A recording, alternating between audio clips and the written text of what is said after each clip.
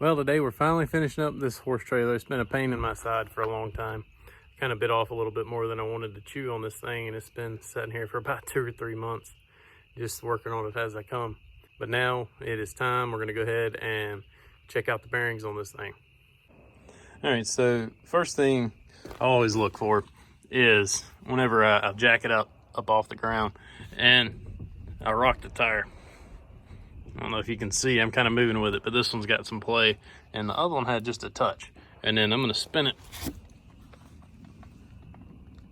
So I'm gonna try to take that clip and turn the sound up on so you can hear. But you can hear it's kind of dry in there, and it definitely needs some grease, or it may just need some new bearings. And this thing is not gonna be on the road a ton, and I'm not gonna use it like I would a boat trailer. So I may or may not replace the bearings. I'm gonna tear one of these off, go ahead and get all my part numbers, order what I need, and go from there. So, but that's what you're listening for, is a little bit of noise. And if it's bad, it's gonna have a lot of noise. And that's kind of a telltale sign that your bearings are dry and probably need to be replaced. All right, so the first thing that you're gonna need is a bucket. So if you're like me, bending over that long, your back kills you. So you're gonna need a pair of channel locks, probably a screwdriver, and depending upon how tight the castle nut is, you may need a socket to fit that. So these little caps here, pretty much just have to take a hammer or something equivalent and kind of tap it all the way around to get it to come off. All right, so here is your castle nut, and right in here is a cotter pin that is going to be folded. Let's see if I can get it on there. It's folded right here. It's going to be what keeps that castle nut from backing off and pretty much keeps your hub from falling off, because your castle nut will eventually work its way off if you don't have that pin. So now we've just got to pull that pin out, and this thing, it's loose enough that I can just take it off by hand. But if it's kind of tight and worn and starting to wear out, this may be really tight. And if it's really dry, it may be really tight. You may have to have the appropriate socket. All right, so I took my pliers and you gotta fold that straight. And of course, one side did break off, but you really need to replace these things anyway whenever you're doing this, because this is what holds your wheel on. And if that little piece fails, you're up the creek. So now we're just gonna take this nut off, and there'll be a washer behind here as well. All right, got that off. Try to slide that washer off without getting the bearing out. Now this is your outer bearing. And this thing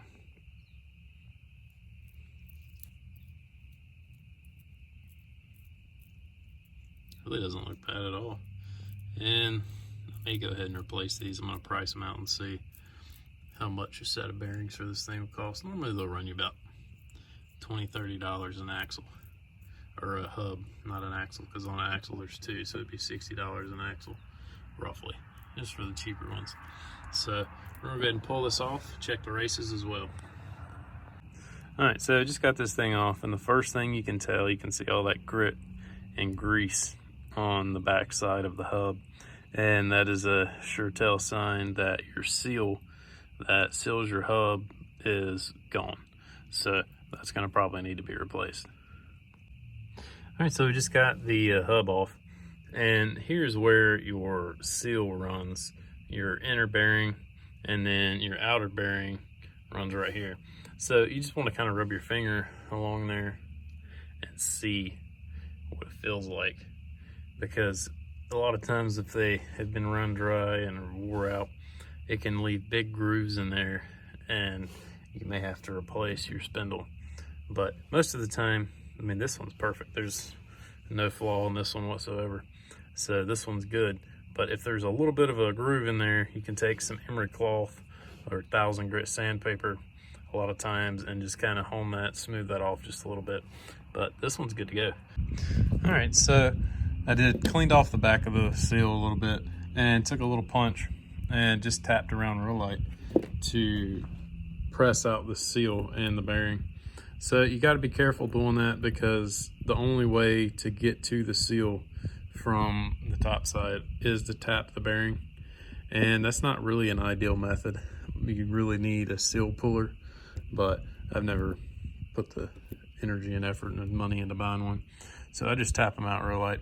And you got to clean off, and this one is a USA 16743C. So now I've got to do some calling and see if I can get 4 of these.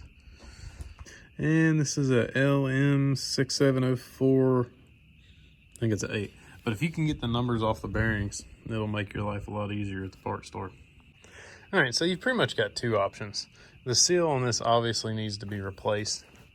The bearings look pretty much, the races look pretty much immaculate, and the bearings look like someone literally just replaced them. So I just got this thing this year, and I don't really know much about it. I know that it sat forever. The guy never used it, but a couple times years and years ago. So I may go ahead and put new bearings in this. I haven't decided yet. I mean, they're not super expensive, but this is a 2-axle horse trailer, so that's 4 sets of bearings. I'm gonna call around to get some prices, but just got a little gas cleaning these things up. All right, so I got them all cleaned up, and I mean, these things are pretty much brand new. So I'm done decided. I don't know. I'm gonna call around and get some prices. And if this was my boat trailer that was gonna be used a ton, I would absolutely just go ahead and replace them. But on this old horse trailer, it's not gonna see 50, 100 miles a year, maybe 200 at max. All right, well, apparently they don't make this stuff no more. The seal, I called 2 different places, AutoZone and O'Reilly's. Neither one of them had it. AutoZone, the guy at AutoZone couldn't even find it. O'Reilly's could get it next week, $10.99 plus $7 shipping. They don't have any of the front races, and with the race, but without a race is $9.49, but that's just pretty much pointless to even do. So this with a race, the big bearing in the rear, $14.99 with a race. So you kind of just weigh your options. If it's something you're not going to use a whole lot and the bearings look as good as these do, then I think I'm going to probably just grease these up real good and put them back in. But the issue is now I've got it tore apart, and I'm not going to be able to get the stuff for at least a week. So we're going to Amazon. All right, so the issue is I'm not going to be able to finish this weekend, and I'm not going to leave all this out in the elements until I can get back to it next weekend. So I went ahead with my first bearing and packed it full of grease. Pretty much chunked it down in the little tub of general purpose bearing grease, automotive wheel and bearing grease. And now I'm going to put the old seal back in for now until I can get the parts in. And just going to tap lightly all the way around.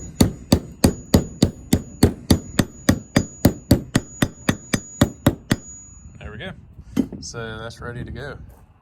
And now flip it over, and I'm gonna take some grease and I'm gonna pack in here and get quite a bit of grease in there, just like I was gonna take it down the road, because if I can't find these parts, I don't want to need the trailer and not be ready to roll down the road if I need it.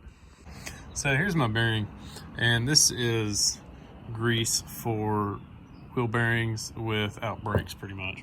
So it's a general purpose grease. Really would prefer to have one that was rated for bearings or for brakes, because that's more of a high heat. But that's what I got with me right now, and this is going to be tore apart again to replace the seal, and I'll put the right grease in there. Well, this is the right grease for the application, but I may change up and do a little bit better grease because I'm about out of this anyway.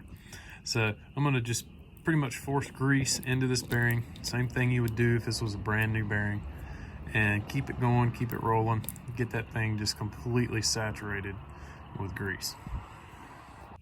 All right, so I've got some fresh grease, and I'm just going to completely coat this thing with grease. Make sure it's good and coated before I put this hub and bearings back on. Anyway, you can see I am completely filthy, but that thing is completely full of grease now. And that's what you want. You want a bunch of grease in there, so these things will run wet for a long time, won't dry out. All right, so I've got it slid on, and you gotta make sure the cone of the bearing on the back goes inwards, and the cone on the front goes towards the center. So you gotta make sure you get those right when you put your new bearings in. And slide that in, like so. Get all the grease off your hands. All right, so now the washer has a spline. You gotta line that up with the spline on the spindle. Go ahead and start our castle nut on by hand. And you can torque these. They've all got, pretty much every bearing set has a torque chart, but I just do it by feel. What I'm gonna do is tighten these down. Take a socket, tighten them down, spin them a little bit, and I'm gonna get it to where you can feel a little bit of resistance when you turn it, and then I'm gonna back that castle nut off just a touch. All right, so I've got my castle nut on there, and it's just finger tight right now, and it's got just a touch of wobble, so I'm gonna go ahead and tighten it just a touch. All right, so I've got it pretty snug, and when you're turning it, you can feel a little bit of resistance, and that means it's just a touch too tight. So what I want to do is, my hole is right about here for my cotter pin, so I'm going to back this nut off just a touch to line up with the hole for the cotter pin. All right, so I backed it off just a 1/16 of a turn. Because my cotter pin was right about there, so I backed it off just a touch to line up with my cotter pin, and now you can tell she's quite a bit freer and spins a little bit more freely, but there's still some pressure on the bearings. So I've got my cotter pin bent back over, and now all that's left to do is put the cap on, and I like to fill the cap full of grease. That way I know this thing's completely packed full of grease. And there we go. Now she's ready to roll. Well, I went ahead, cleaned behind the wheels and painted everything up, but I've got a big problem. I've been hunting and calling around everywhere, and I cannot find seals or bearings anywhere in stock. It's going to take 1 to 2 weeks to get them, and I need this thing pretty quick. So what I'm going to do, I ain't got time to wait. I've got too much stuff to do and have to wait and tear it all apart again. So I'm going to go through, use all the old bearings and seals, which isn't preferable because you're tearing it all apart. It's just as easy just to put it all back together.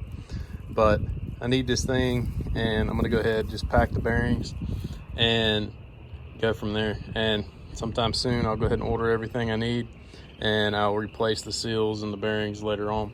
But for now, I'm gonna pack them, and that'll get us through until I can get all the parts in that I need. All right, we're good to go. I got the tires back on this side. Everything's running smooth. Don't have any of that wobble. Good to go. Well, that's it for this video. I just wanted to do a short little video on kind of ins and outs of bearings, trailer bearings. So I know whenever I first started working on trailer bearings, it was pretty confusing. So hope this helps somebody, find something helpful, and we'll see you next time. Please subscribe.